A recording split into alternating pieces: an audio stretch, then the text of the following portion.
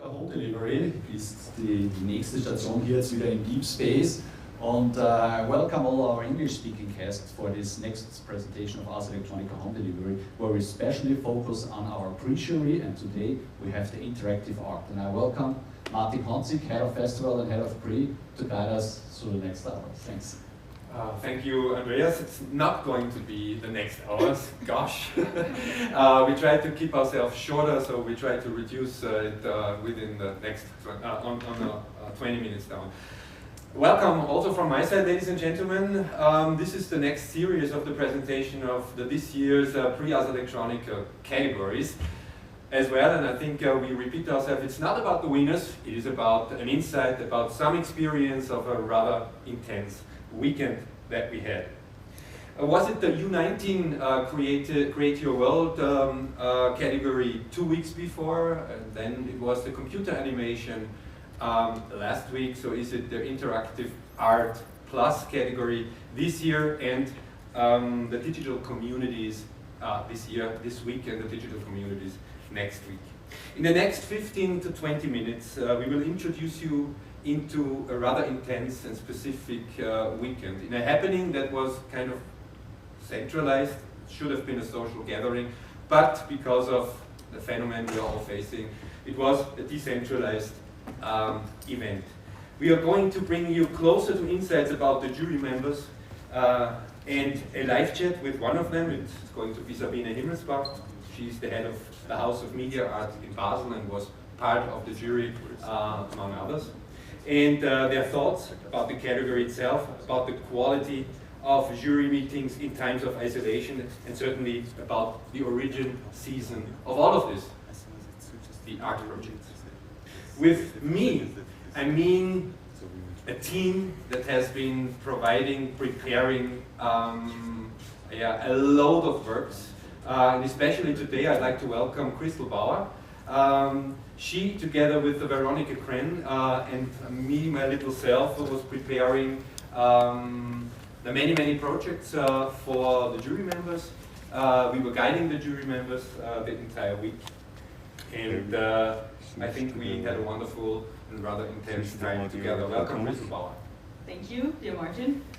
But now a little bit to the case itself, a little bit of an explanation what interactive art category means, what it is all about, and for sure also what this tiny little plus, the plus at the end, might mean.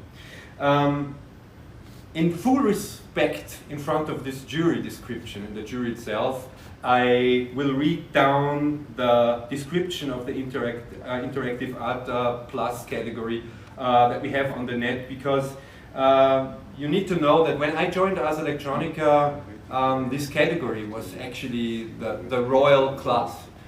Besides the animation and the music category, interactive category was the one and only, was the royal class. As I said, it was the mothership.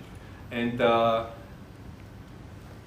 that's why I'm reading this. The interactive art category is dedicated to interactive works in all forms and formats, from installations to performances.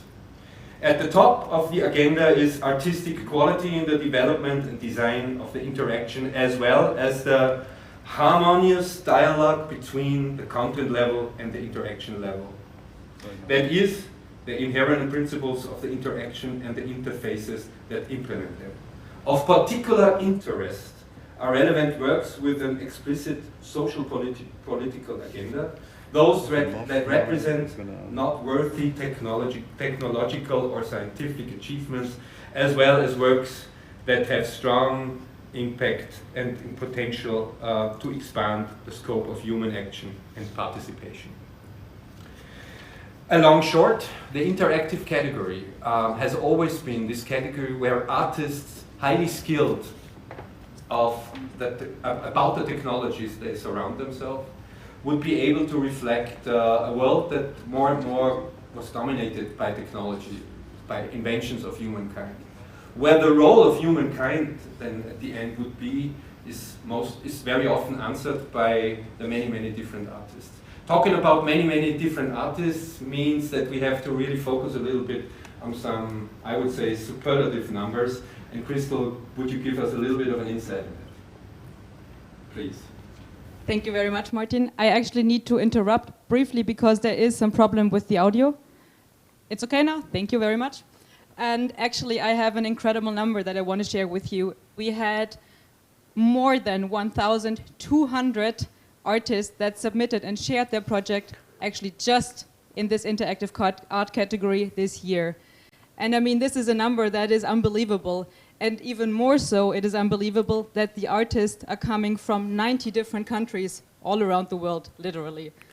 And this shows us and is proof actually of the importance that interactive art still has in the arts community, and also not to mention of the Prix Ars Electronica. For sure, and yeah, that's the proof. Besides those really superlative numbers, this weekend, I would say, had two remarkable aspects. The weekend of the Prix Ars Electronica jury is on the one side a highlight for us as a team, for everybody from Ars Electronica's organization joining, and it is a milestone on the other side for all the curatorial preparations that Ars Electronica is doing in the several formats. Crystal, could you explain this a little bit deeper, please? With pleasure. I mean, really, besides asking our jurors to look at all those projects, we internally take the time before the jury meeting to go through every single submitted project. And this is literally the treasure box of Ars Electronica. We later on curate then not just the exhibitions in the museum, but the exhibitions for the festival and also our external exhibitions all around the world with the works that are submitted to the Prix. And the wonderful thing is that we are not just having artists that are already known and famous that submit their works, but also artists that we've never heard around from all the places around the world that are young students and that share their insight, their local problems, their critical ideas and their prototypes with us. And this opportunity, I mean, can you imagine it? I assume I can, but our duty is it that others, to address others there, and I think you did that very good. Thank you very much. Another aspect of this jury was that, I mean, talking again from highlight, I still remember when I joined Ars Electronica, there was always this energy, this density, this nervosity in the air of the teams when we were aware that all those interesting people were coming from all over the world, joining us, giving us their time in order to discuss the best of media arts without any topic relation in 1 year in the different categories. This year it was a little bit different because a jury meeting is not just a jury meeting, you need to know. It is a lot of work, but it is a lot of food, it is a lot of drinks, it is actually a lot of time, and it is a rather specific, different thing that we were confronted this year. What was going on? Well, it is a family gathering, as the people that we invite to join us here in Linz, and I say for several days, usually in Linz. Who were the people? Well, yes, of course. How could I forget? No. Of course, we're going to introduce you to the jurors, but on the other side, it is a very complex process and interesting process of how the juries are put together.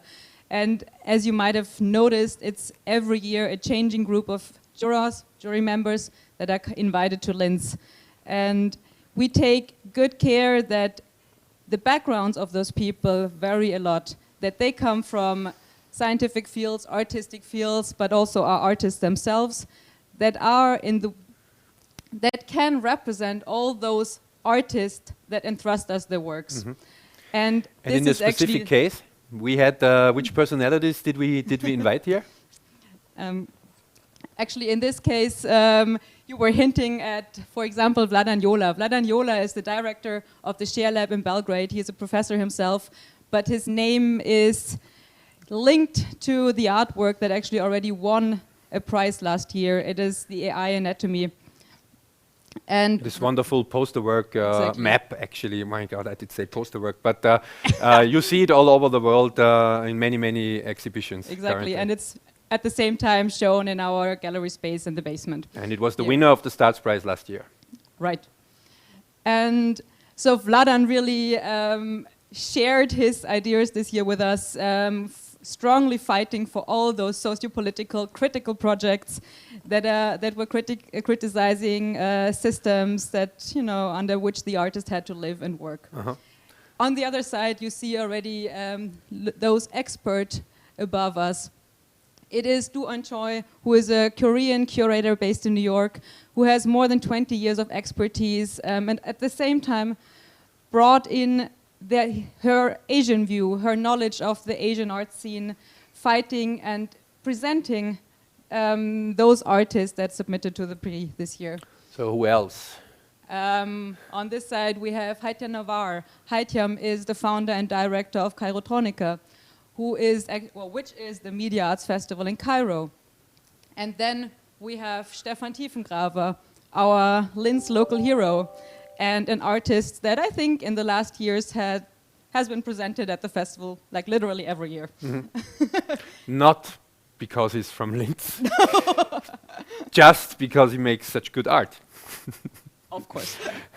And last but not least, and we mentioned her already before, it is Sabine Himmelsbach, director of the Electronic Arts in Basel. Yes, and I think it's Sabine Himmelsbach that we have on the phone. I call it phone. We have via Skype here, online presented here. Hello, Sabine, first of all. Welcome. Hello, hello, Künstler. I wanted to just say, great that I see you now safe back home, but I only saw you home the entire time. No, great that you give us again your time, and we want to keep it short. So the first question is, you were joining this jury process, and well, normally we would have expected you to be in Linz here. What was your personal experience of not just reflecting and criticizing the digital, then also doing this out of the digital? Yeah. So, well, thanks for having me again, and it's nice to see you in the deep space area. So first, when it was clear that travel would not be possible, I think we were all a bit disappointed because, as you said, it's a family gathering. It's about the personal experience. For example, I didn't know all the other persons from the jury, and it would have been nice to really meet each other in person. But then I have been really surprised how well it worked. I mean, it was different, of course. It was a lot of work to be done on our own, the days before and even the days of the meeting itself, to prepare the arguments so that in the slots that we have where we were actually meeting online together, it was a very constructive and very straightforward process of narrowing it down to the 15 projects that will be awarded and have received honorary mentions. Mm-hmm. So it worked well, and also thanks to you guys, because it was really meticulously prepared. We had, every day we got an update with the lists and the arguments for everyone. So it worked. Okay. But of course, there's something missing. I remember I have been part of the jury at Ars Electronica, also for interactive arts in 2009. And then, of course, it was also interesting to meet everybody, but also to get to know Linz. I remember we had this great tour of the First Alpine. Yeah. So all these places that, as a normal tourist, you would probably not encounter. That was also something special that, of course, we could not experience now. Okay, thank you. And what you also missed is the asparagus season that we're currently in. So we normally carry bracelets of asparagus already. No, but once more, thanks for joining. To another aspect. Specifically on the artists in general, but also media artists, they are highly representing also not just the art immanent discourse. They are also reflecting quite a lot what is going on out there, and you can imagine projects from 90 different countries. They draw quite a colorful image of the globe of the Earth we are living on. I mean, this phenomenon of being isolated on the one side, the endless talks about the individual situations in the isolation, the experiences with the viruses, which is very natural, is the one thing. But when we remember the time before, there were quite some intense fire burning out there. Some revolutions there, some demonstrations there, the environmental problems.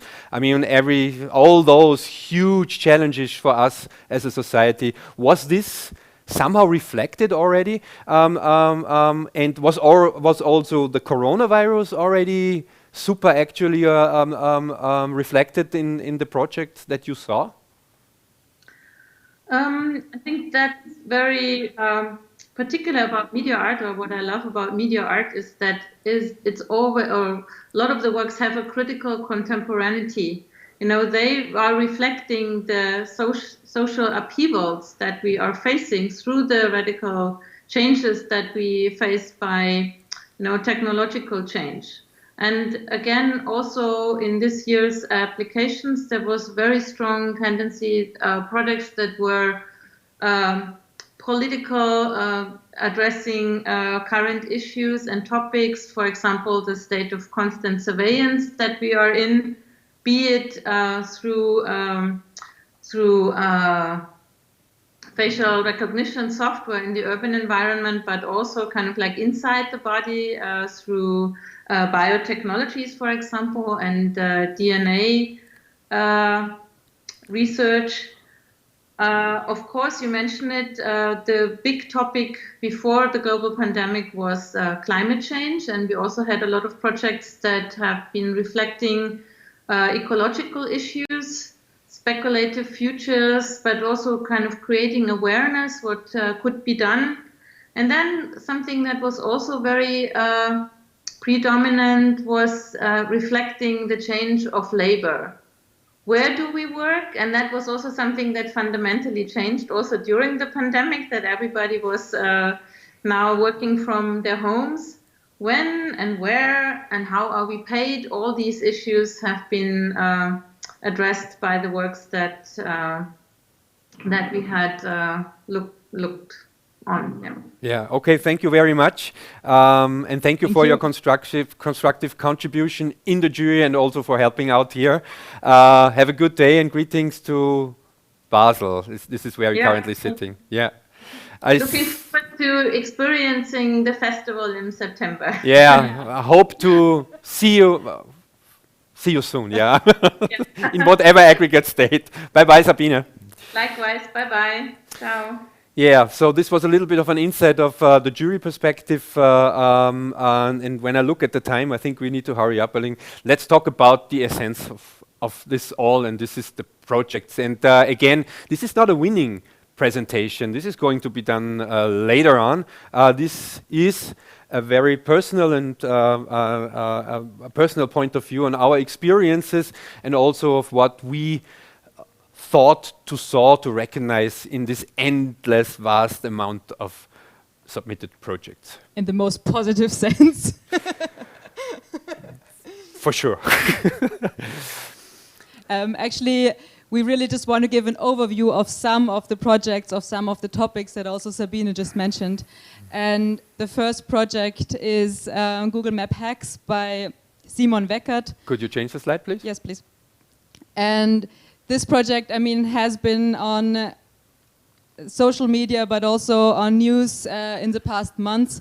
It's an incredible work where an artist draws a card with 99 second-hand phones and continuously walks over a bridge and through a street. And this street is actually in front of the Google building in Berlin. And what he did here with this very easy do-it-yourself approach is to create a traffic on Google Maps, and slowly in the video you can see how the bridge from green to and I mean the artist is a rather young artist, someone that grew up in the digital age with digital tools and media. So this DIY aspect of how those systems are linking directly into our lives, of how they change our behavior by forcing the cars to actually take another way, as there is a traffic jam. This is a very good example, not just of what companies like Google do, where they, are very intransparent of how they use the data and how they get it actually, but on the other side also a call to action that everyone without a lot of difficulties can take in their own hands. And it is a wonderful sample that is bringing us back to this plus, to this new plus attitude behind the interactive art, because it is a wonderful project showing self-empowerment, using technology in defining their own position, and not just for the sake of being able to push a button and create some reaction somewhere. In its simplification, this project is going to have a lot of impact, I'm afraid, and one out of many samples that are kind of drawing this very diverse interactive category range. Exactly. Can we have the next yes. slide, please?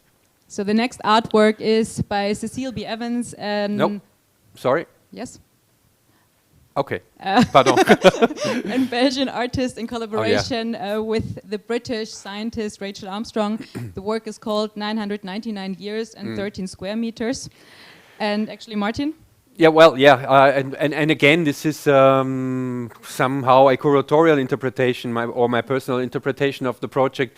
What we have in front of us is a very solidly done and beautiful done installation in the most classical sense. On the left side, this lab-like thing, you see a bioreactor literally working, gathering, trying to squeeze out energy out of bioorganisms and processes driven by bioorganisms. And on the right side, in this separate room, we have this holographic imagination of a bird. And for me, what was so inspiring with this project was that it shows actually a kind of a dilemma with the talents that we have. It is that we are able to create complex technological settings in order to squeeze out the latest and little last dot of energy out of a plant or so whatever. We are, but in doing so, we are causing so much damage, and this for me is the bitter, the sweet, the bitter-sour metaphor for our talent to create machines and instruments that bring us beyond our limits, but at the same time we are using these new achievements, this energy to create artificial creatures that got killed, so to speak, because of our behavior. And this is also somehow, I call it dilemma, this is also a very exemplaric and wonderful project that is coining the nature of the interactive art plus category.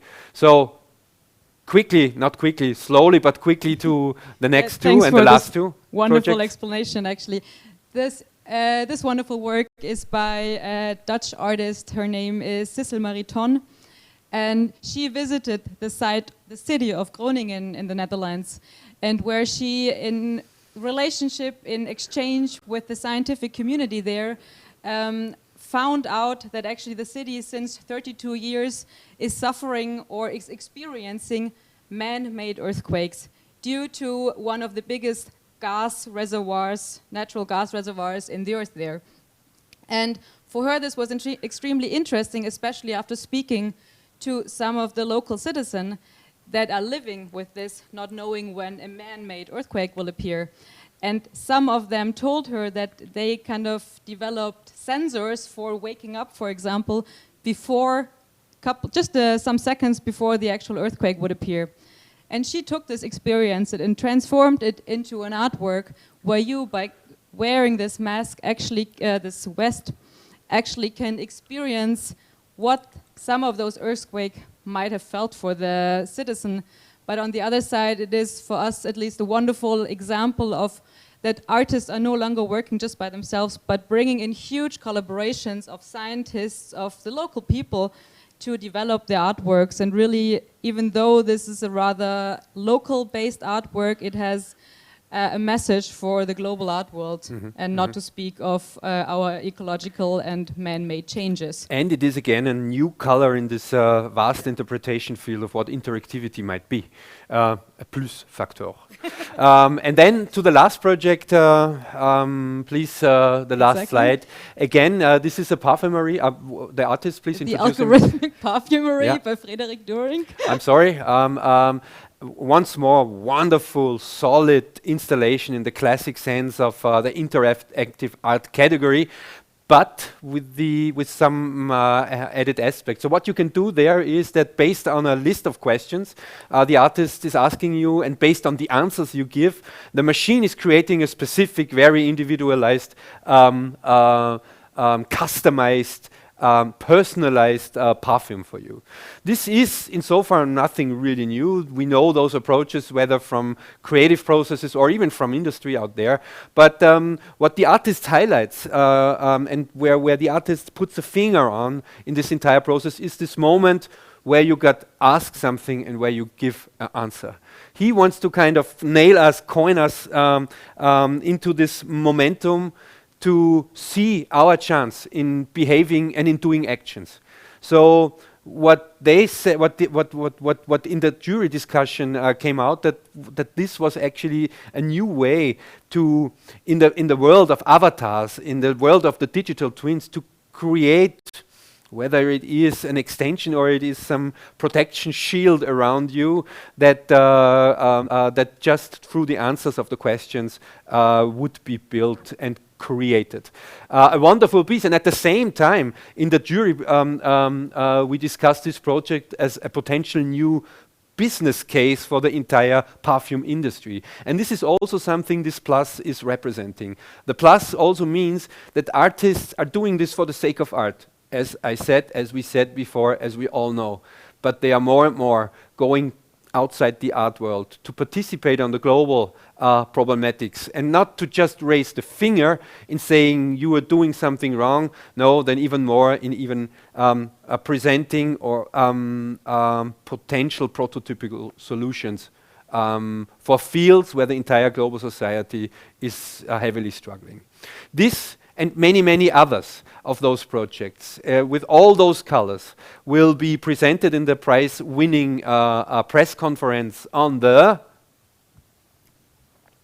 June 15th. That was on the June of 15th. Next week, once more, we have Digital Community as the last one in the edition.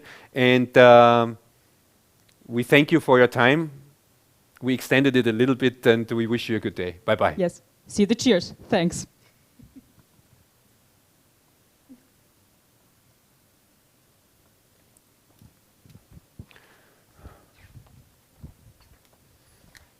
Bonito, oder?